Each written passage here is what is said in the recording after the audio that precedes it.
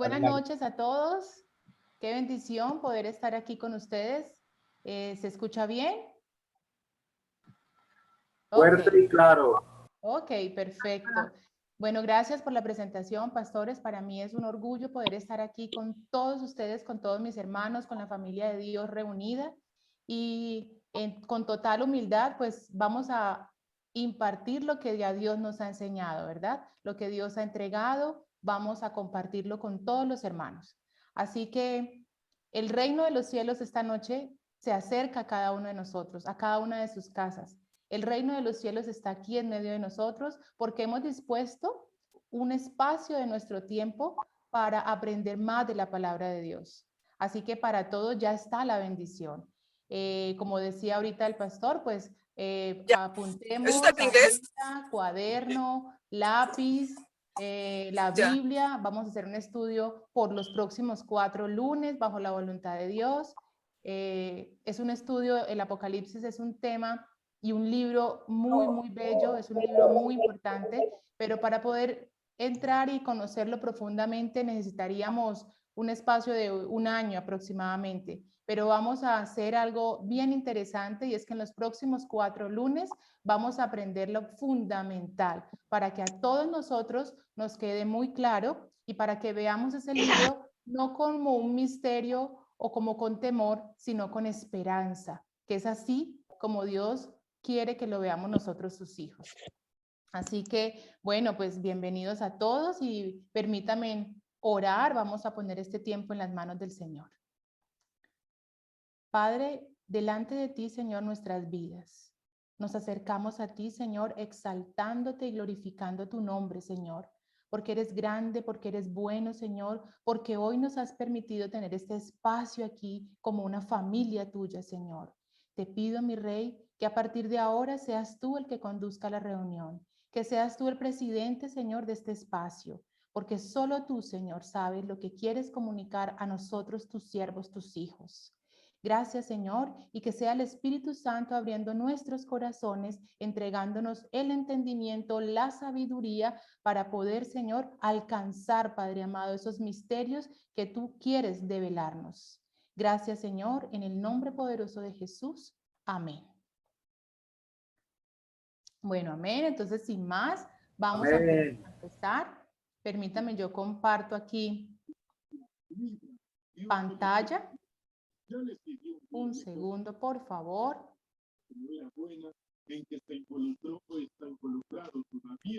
Bueno, allí está. ¿Sí la ven todos?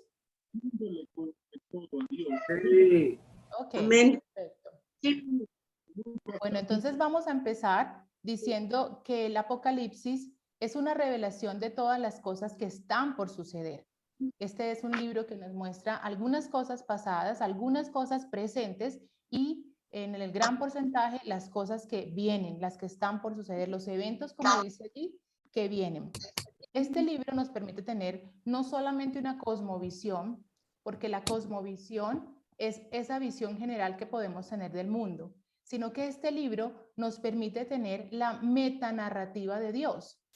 ¿Qué es la metanarrativa? La metanarrativa, para que lo apuntes allí, meta significa más allá y narrativa, historia. Entonces, este libro nos permite tener un panorama completo del plan de Dios para el hombre y para la eternidad. Este libro nos da una sensación, que jalamos la cama. cuando lo entendemos, nos da una sensación de eternidad, nos da una sensación de esperanza.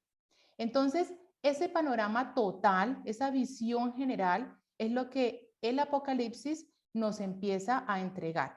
Desde el momento de la creación, después todo lo que hemos estudiado en el Antiguo Testamento, Nuevo Testamento, la llegada de nuestro amado Señor Jesús, luego lo que viene después del nacimiento de la iglesia y hasta llegar a lo que hemos conocido como tribulación, gran tribulación, milenio y una tierra nueva y un cielo nuevo. Todo eso es la metanarrativa de Dios. Hay un llamado que está en Apocalipsis 3:20 y quiero empezar con esto. Dice el Señor, he aquí, yo estoy a la puerta y llamo. Si alguno oye mi voz y abre la puerta, entraré a él y cenaré con él y él conmigo. Amén. Este está en Apocalipsis 3:20 y es un llamado que todos debemos de tener. En este momento estamos atendiendo ese llamado. En este momento es el Señor que está allí tocando a la puerta y la acción que nosotros debemos de tener es abrir esa puerta para que escuchemos su voz, para que Él entre y para que Él cene con nosotros. Este llamado es un llamado, el llamado más importante que cada uno de nosotros como hijos de Dios podemos hacer. Es un llamado a la acción. Y esta noche estamos accionando. Esta noche estamos empezando a acercarnos para conocer.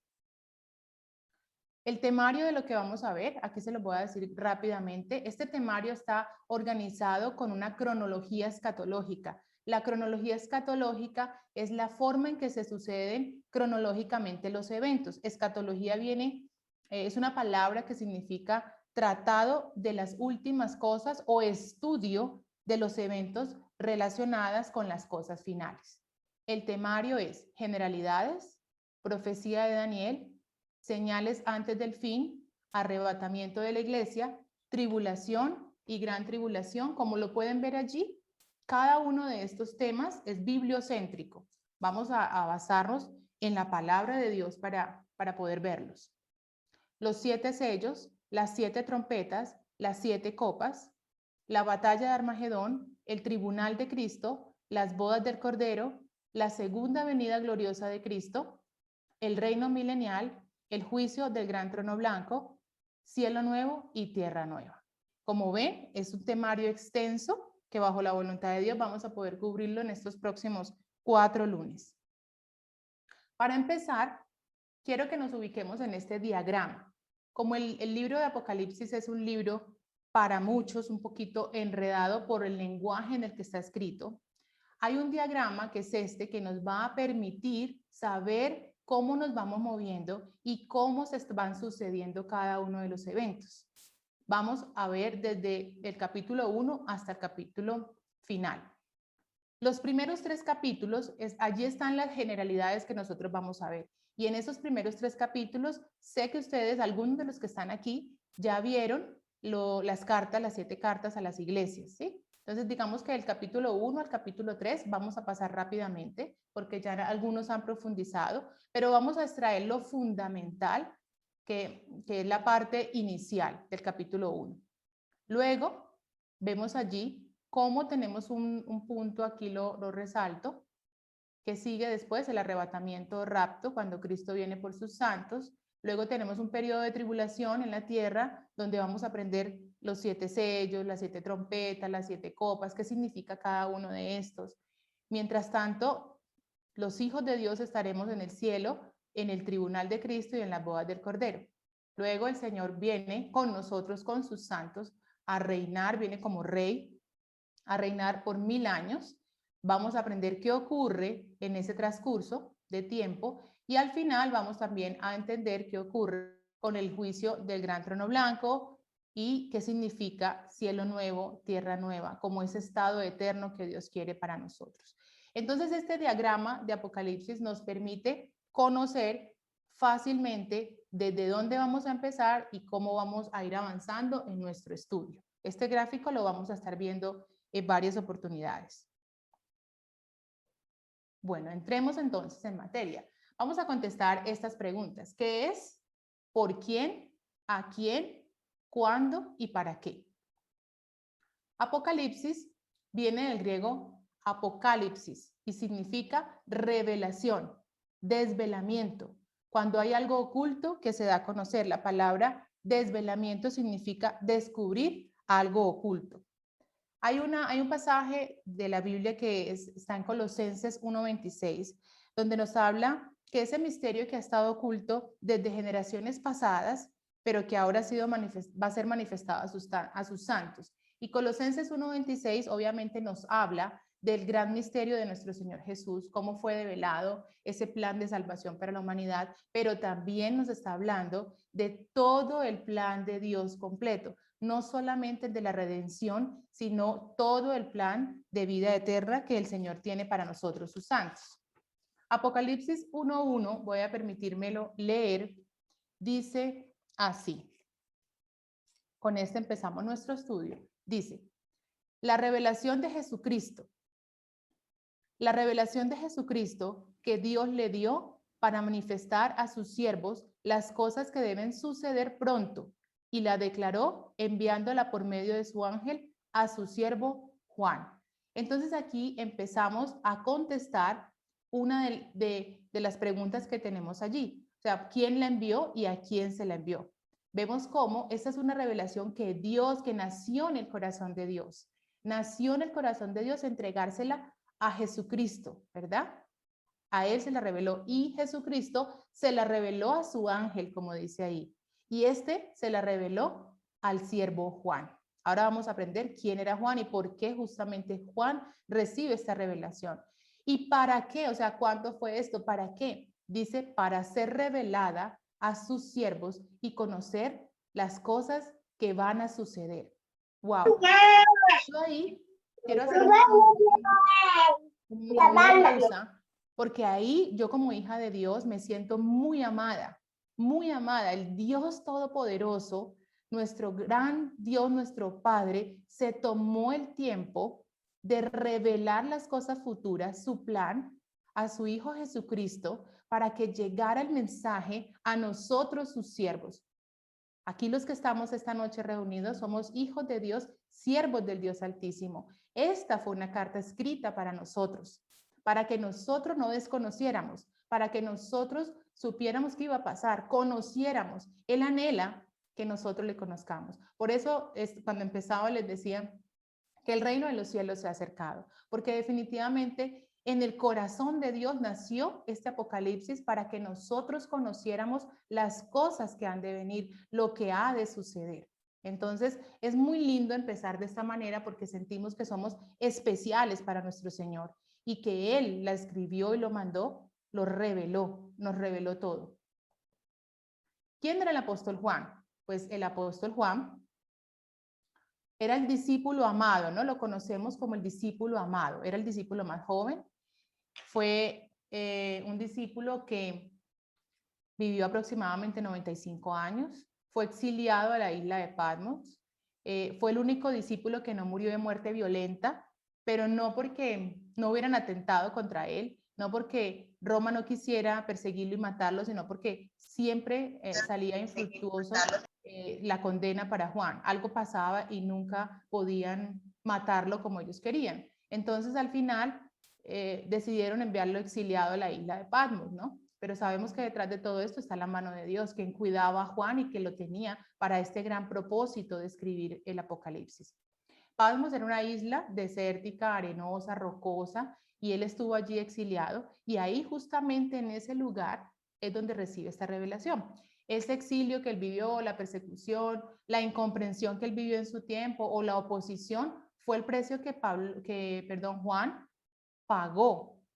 Estuvo siempre dispuesto a pagar por recibir esta gran revelación, ¿no?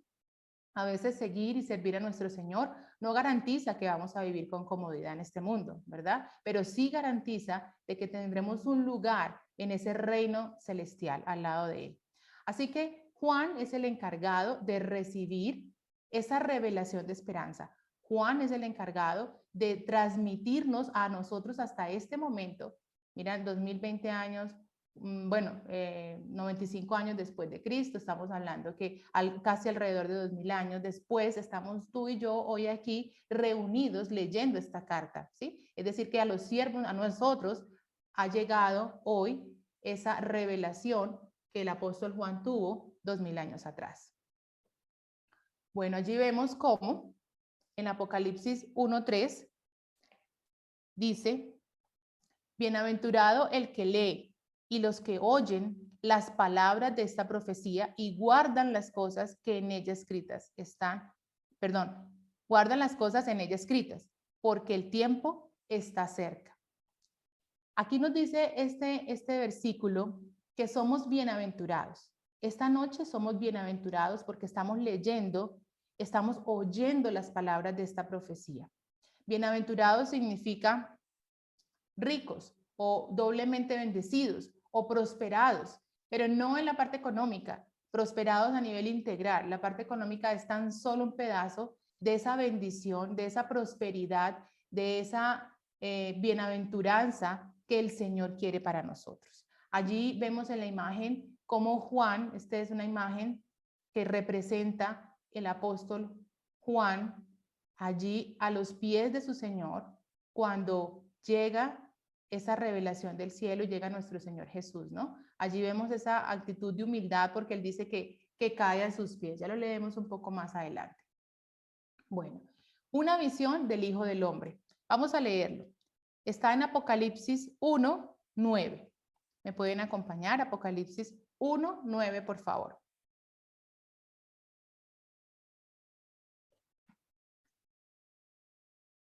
Como vemos, hemos leído Apocalipsis 1, del 1 al 3. Vamos ahora al 9. Dice, yo, Juan, vuestro hermano, y copartícipe vuestro en la tribulación, en el reino y en la paciencia de Jesucristo, estaba en la isla llamada Patmos, por causa de la palabra de Dios y el testimonio de Jesucristo. Yo estaba en el Espíritu, en el día del Señor, y oí detrás de mí una gran voz como de trompeta, que decía, yo soy el Alfa y la Omega, el primero y el último. Escribe en un libro lo que ves y envíalo a las 7 iglesias que están en Asia, a Éfeso, Esmirna, Pérgamo, Teatira, Sardis, Filadelfia y la Odisea. Vamos a parar allí. Vamos a analizar un poco esta parte. Hay algo aquí que me llama mucho la atención y es que dice, estaba en el Espíritu. Es la primera característica que vamos a resaltar. En el Espíritu. El apóstol Juan estaba orando, estaba meditando, muy seguramente estaba allí en ayuno, muy seguramente estaba allí entregado a esa comunión con el Señor, en el Espíritu. Dice, en el día del Señor. Algunos escatólogos, que son las personas que estudian, se dedican a estudiar este libro de Apocalipsis, esta parte de los últimos tiempos, algunos escatólogos dicen que en el día del Señor se refiere al día en el cual la iglesia se reúne a alabar, a escuchar su palabra. Muy seguramente era un día como para hoy nosotros, un domingo, que nos reunimos al culto con los hermanos.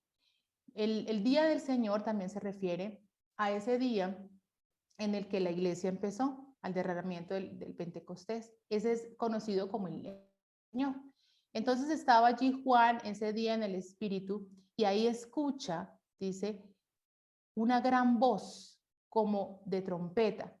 Los que hemos podido escuchar una trompeta, ¿cómo es una trompeta? Ensordecedora, ¿verdad? O sea, una trompeta suena y tú inmediatamente volteas a mirar. O sea, es algo que te llama la atención, es algo que inunda todos tus sentidos porque suena muy fuerte. Esa voz de trompeta es la voz de nuestro Señor Jesús, que también significa autoridad. Él llega con autoridad, ¿cierto? Juan ve a Jesús y por eso él inmediatamente pues cae a sus pies. Y el Señor Jesús le dice, mira, yo soy el primero y el último. Y escribe lo que vas a ver, ¿cierto? Y envíalo a las 7 iglesias. Allí están hablando de esas 7 iglesias que sé que ya algunos, como decía al principio, ya estudiaron acerca de las 7 iglesias, pero esas 7 iglesias a nuestro momento contemporáneo significan el estado espiritual de las iglesias actualmente, ¿no? Entonces ahí vemos cómo lo hace, envía estas cartas de manera local y física, digámoslo así, pero que espiritualmente esas cartas han llegado hasta nosotros en este momento, o sea, hasta nosotros ha llegado este mensaje del Apocalipsis. El Apocalipsis se divide en 3. Las cosas que has visto, eso está en Apocalipsis 1, del 9 al 20. Las cosas que son, es Apocalipsis 2 y 3. Y las cosas que han de ser después de estas, Apocalipsis 4 al 22. Ahí estoy hablando de capítulos. Las cosas que has visto es lo que Juan estaba en ese momento viendo y viviendo. Esa maravillosa sensación o experiencia que él tuvo de ver al Señor Jesús allí. Las cosas que son, allí está hablando de las iglesias, o sea, lo que ya vieron ustedes, el tema de cada una, de la condición espiritual de cada una de las iglesias, que es lo que es hoy. la condición espiritual de la iglesia de Cristo hoy y las cosas que han de ser después de estas, es decir, lo que vamos a estudiar del capítulo 4 en adelante. Esa es la forma en que se divide el Apocalipsis. Bueno, el Apocalipsis definitivamente muchas personas, incluso mientras hacíamos la promoción para ese taller, muchas personas le tienen cierto respeto, otras cierto temor, otras simplemente dicen es que yo no lo he podido entender o nunca he podido entender el Apocalipsis. Pues el Apocalipsis es un libro que está lleno de señales, que está lleno de cosas diferentes al resto de la Biblia, de sellos, de símbolos, de copas, de visiones, de tronos, bueno, de muchas cosas, de un lenguaje literal y de un lenguaje espiritual que hay que saberlo entender. Es un libro muy importante y es un libro necesario. Es el libro más importante porque nos está mostrando y develando lo que viene. Y definitivamente el protagonista no es Satanás y la condena de Satanás y lo que va a ocurrir con la humanidad al final de los tiempos, sino que el protagonista es nuestro Señor Jesús. Porque vamos a ver más adelante, en uno de los estudios más adelante, cómo mi amado Jesús llega como rey. Porque la primera vez que él vino a este mundo vino como siervo y como salvador, ¿verdad? Pero ahora él llega con autoridad, él llega vestido de blanco y llega como rey. Para empezar, para poder entender, digámoslo así, este Apocalipsis, tenemos que conocer, es necesario conocer la profecía de las 70 semanas de Daniel. Es un libro escrito mucho tiempo antes, 580 años antes de nuestro Señor Jesús, pero allí estaba contenido lo que iba a suceder cuando el Señor Jesús viniera y lo que está por suceder más adelante. Entonces vamos a enfocarnos esta noche en esa profecía de las 70 semanas de Daniel. El objetivo es que esta noche nos quede muy claro a todos cómo es esta profecía, está estructurada, por qué se dio, en qué momento se dio y cuál es el objetivo de ella. ¿Sí? Entonces, esta noche, digamos que ese es nuestro gran objetivo. Vamos a conocer un poquito quién era Daniel. Daniel era un israelita, un judío. Él fue desterrado de su tierra. Yo sé que muchos de los que estamos acá hemos estudiado el libro de Daniel, hemos visto incluso algunas películas de Daniel, ¿verdad? Él fue llevado a Babilonia, era un hombre de oración, era un hombre de dieta física y de dieta espiritual. Eso fue para él muy importante en su relación con Dios. Él estaba preparado y él ejercitaba permanentemente estas armas espirituales. Él fue consejero de 2 reyes babilónicos, como fue Nabucodonosor y Belsasar, pero también de 2 reyes persas, como fue Darío y Ciro, que fueron los persas después de Babilonia.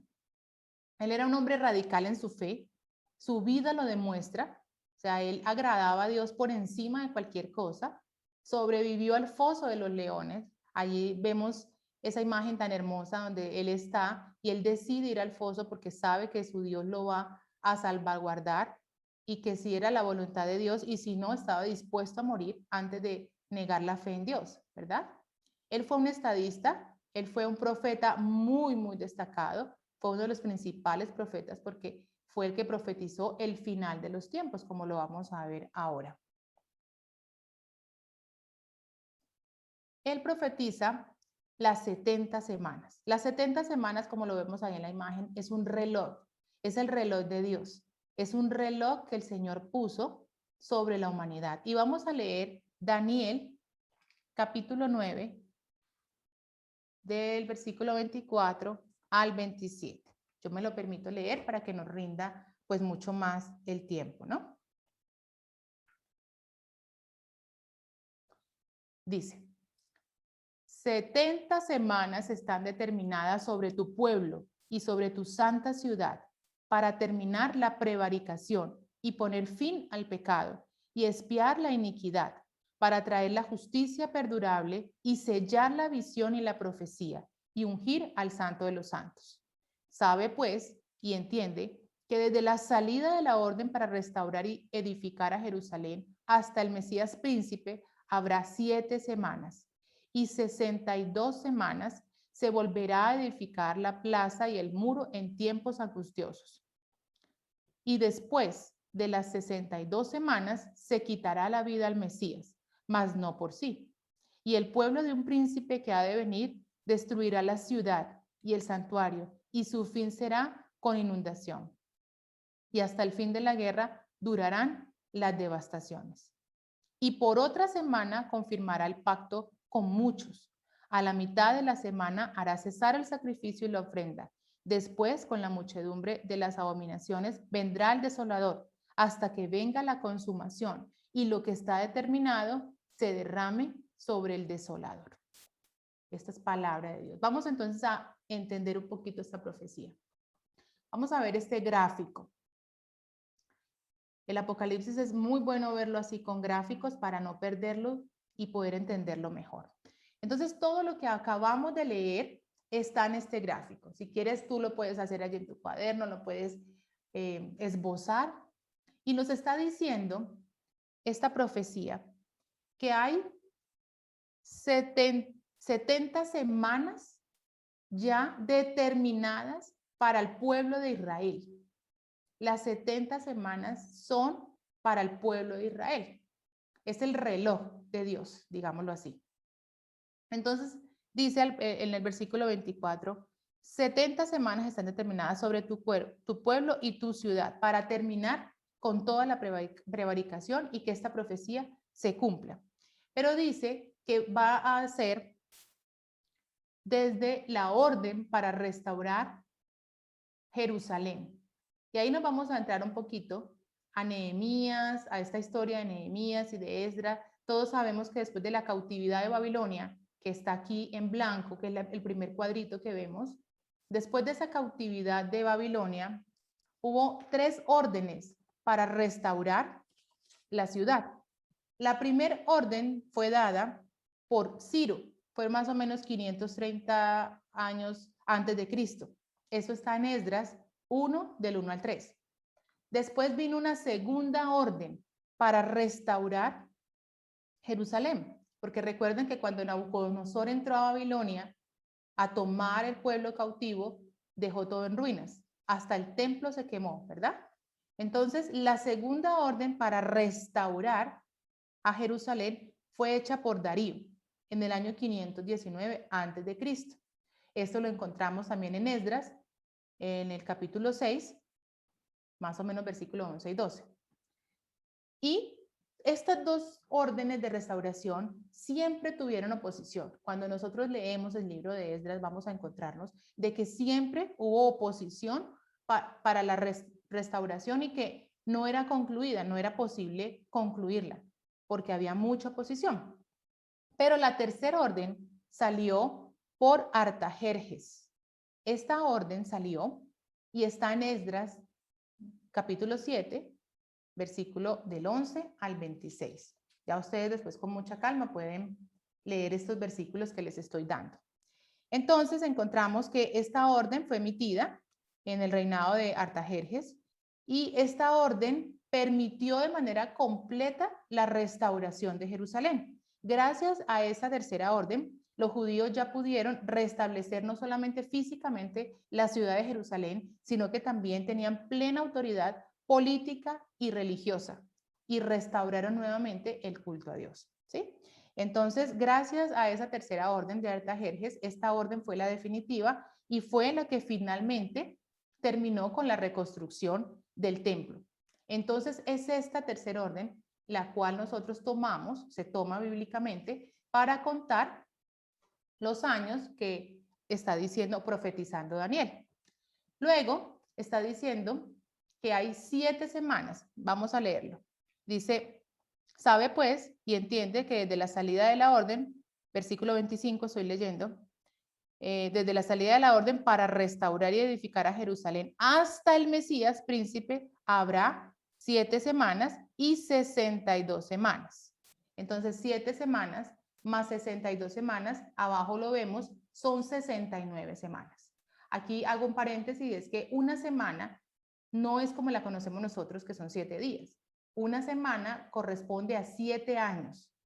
Es decir que si estamos hablando de 70 semanas, estamos hablando de 490 años, ¿verdad? 7 por 7, 49. Entonces, 70 semanas, estamos hablando de 490 años lunares como nosotros hoy los conocemos, ¿sí? Entonces, volvamos al gráfico. 7 semanas para la restauración de Jerusalén y luego 62 semanas más para que la vida del Mesías sea quitada. Todos sabemos que nuestro amado Señor Jesús murió a los 33 años. Entonces los escatólogos, cuando hacen estas cuentas de estos 33 años más estas 69 semanas, da exactamente el año en el cual Artajerjes dio la orden de restaurar. Es una profecía que se cumple al pie de la letra, es una profecía sorprendente, es una profecía que no falla en un punto ni en una coma. Es impresionante cómo nuestro Señor revela estas cosas para que nosotros hoy, después de tantos años, entendamos la majestuosidad de su poder, ¿no? Entonces, hasta ahí, hasta donde tenemos acá la cruz de nuestro Señor Jesús, hasta ahí tenemos 69 semanas. Si alguno de pronto se pierde en algo, con muchísimo gusto al final vamos a dar un espacio para que podamos responder a inquietudes, ¿verdad? Entonces, hasta aquí tenemos 69 semanas. Ahí, en el momento en que el Señor Jesús muere, el reloj se detiene. Se paran las semanas. ¿Cuántas semanas nos faltan para la profecía? Una semana, ¿verdad? Porque la profecía nos hablaba de 70 semanas. Hasta aquí hemos visto 69 semanas. Nos falta una. Esa semana está reservada para el final. Entonces, desde que el Señor Jesús muere, el reloj profético allí para. El reloj de esta profecía, perdón, para, se detiene.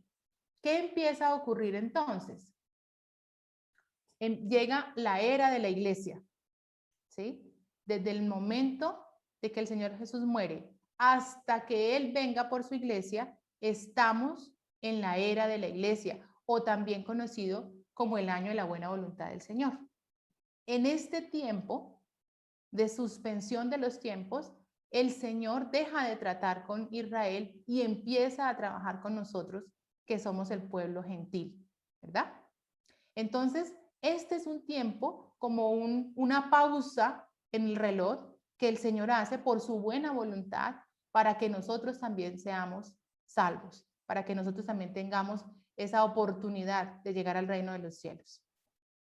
Entonces, la última semana que nos está haciendo falta, que queda pendiente, la vemos aquí después de este cuadro amarillo que dice la era de la iglesia. La vemos aquí dividida, dice tribulación 7 años, semana 70. La última semana empieza el día que el Señor Jesús venga por su iglesia, lo que conocemos como el arrebatamiento o el rapto. Ese día empieza la última semana de esta profecía. Serán 7 años. Recordemos que una semana son 7 años. Y esa semana, sabemos que es la semana 70 y se completa la profecía. Vamos a ver qué dice la profecía de esa última semana. Versículo 27, de allí donde estamos, Daniel 9, 27. Y por otra semana confirmará el pacto con muchos. A la mitad de la semana hará cesar el sacrificio y la ofrenda. Después, con la muchedumbre de las abominaciones, vendrá el desolador hasta que venga la consumación y lo que está determinado se derrame sobre el desolador. ¿Qué significa esto? Que en esta última semana va a estar partida en dos. Si una semana son 7 años, la mitad, entonces serían 3 años y medio. Dice que los primeros 3 años y medio, a los 3 años y medio, hará cesar el sacrificio. Cuando veamos el tema de tribulación y gran tribulación, vamos a aprender un poquito más de fondo qué significa eso de cesar el sacrificio y la ofrenda. Pero es lo que hemos venido hablando, lo que ya muchos hemos conocido, de que nuestro enemigo, nuestro adversario Satanás, va a salir diciendo paz y seguridad, ¿verdad? Y va a ofrecer al mundo una falsa paz con Jerusalén. Pero a los 3 años y medio él va a romper ese pacto. Él mismo lo va a romper, ¿verdad? Y ahí arranca la gran tribulación. Entonces, tribulación 3 años y medio y gran tribulación los últimos 3 años y medio. ¿Hasta qué? Hasta que venga la consumación y lo que está determinado se derrame sobre el desolador. Aquí el desolador le dicen, pues, es el nombre que le ponen a Satanás, y se derrame lo que ya está determinado para él, ¿no? Que es el juicio final y que es enviarlo, pues, a ese lago ardiente de fuego. Eso lo veremos también más adelante. Pero es importante empezar a conocer esta profecía de Daniel para entender cómo mucho tiempo antes de escribirse el Apocalipsis ya estaba determinado, ya estaba en el plan de Dios. A Dios no se le ha salido absolutamente nada de control. Él lo tenía todo perfectamente planeado desde un principio. Eso nos da seguridad. Bueno, vamos a hablar un poquito de esas señales antes del fin, ¿no? Ya conociendo entonces la profecía de Daniel, las 70 semanas, vamos a entrar un poquitico a esas señales antes del fin. Esas señales antes del fin están en Mateo 24, del 3 al 27, y es el inicio de los tiempos, el inicio de lo que estamos viviendo ahora. Mateo 24, sé que muchos lo han leído. Pero Mateo 24, 3, 27 nos muestra un panorama de lo que se convertirá el mundo antes de que venga el arrebatamiento o el rapto, ¿cierto? Hay muchas cosas que nos habla allí Mateo 24, y dentro de esas, ahí les puse algunas fotos allí en la diapositiva. Hay muchas cosas que se hablan sobre pestes, sobre hambre, sobre guerras, sobre la inmoralidad que vive la sociedad hoy en día, sobre las catástrofes, los cambios climáticos, los falsos profetas, etcétera, etcétera, etcétera, que ya nosotros estamos empezando a evidenciar, ¿verdad? Ya para nosotros esto es algo con lo cual estamos viviendo. Dice la palabra de Dios en Mateo 24. Voy a permitirme leerla y pasamos a la sección de preguntas. Dice, porque se levantará nación contra nación. Voy a leer Mateo 24, del versículo 7 en adelante. Porque se levantará nación contra nación y reino contra reino, y habrá pestes y hambres y terremotos en diferentes lugares. Y todo esto será principio de dolores. Entonces se entregarán a tribulación y os matarán, y seréis aborrecidos de todas las gentes por causa de mi nombre. Muchos tropezarán entonces y se entregarán unos a otros, y unos a otros se aborrecerán. Y muchos falsos profetas se levantarán y engañarán a muchos. Versículo 12. Y por haberse multiplicado la maldad, el amor de muchos se enfriará. Mas el que persevere hasta el fin, este será salvo. Y será predicado este evangelio del reino en todo el mundo y para testimonio de todas las naciones. Y entonces vendrá el fin. Por tanto, cuando veáis en el lugar santo la abominación desoladora, recuerden que esa parte la leímos, la acabamos de leer en Daniel 9, de que habló el profeta Daniel 9, el que lee entiende. Entonces los que estén en Judea huyan a los montes. El que esté en la azotea no descienda para tomar algo de su casa, y el que esté en el campo no vuelva atrás para tomar su capa. Mas hay de las que estén en cinta y de las que críen en aquellos días. Orad pues que vuestra huida no sea en invierno ni en día de reposo, porque habrá entonces gran tribulación, cual no la ha habido desde el principio del mundo hasta ahora, ni la habrá.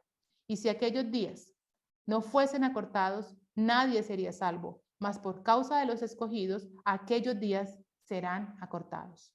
Entonces, si alguno os dijere, mirad aquí está el Cristo, o mirad allí está, no le creáis, porque se levantarán falsos cristos y falsos profetas, y harán grandes señales y prodigios de tal manera que engañarán, y si fuere posible, aún a los escogidos. Vamos a leer hasta ahí.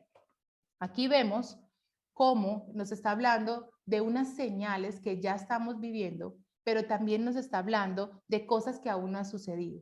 Nos está hablando de cómo el anticristo se va a manifestar. Nos está hablando de la tribulación, nos está hablando de la gran tribulación. Pero en términos generales, nos está hablando de que ese principio de los dolores, de que ese principio del desenlace de los últimos tiempos ya está por suceder. Somos nosotros testigos de este proceso. ¿Cuándo ocurrirá? el arrebatamiento de la iglesia, tenemos que estar preparados, porque nunca antes habíamos estado más cerca de ese gran momento.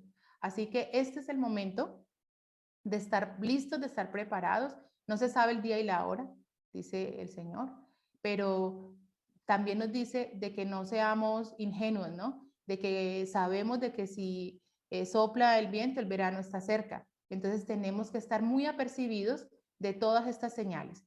Bueno, hasta aquí la presentación de esta noche. Esta noche la idea era dar un bosquejo general de lo que íbamos a tratar. Era tener el objetivo de hablarles acerca de la profecía de Daniel, de cómo se complementa con el Apocalipsis, cómo es importante comprenderla.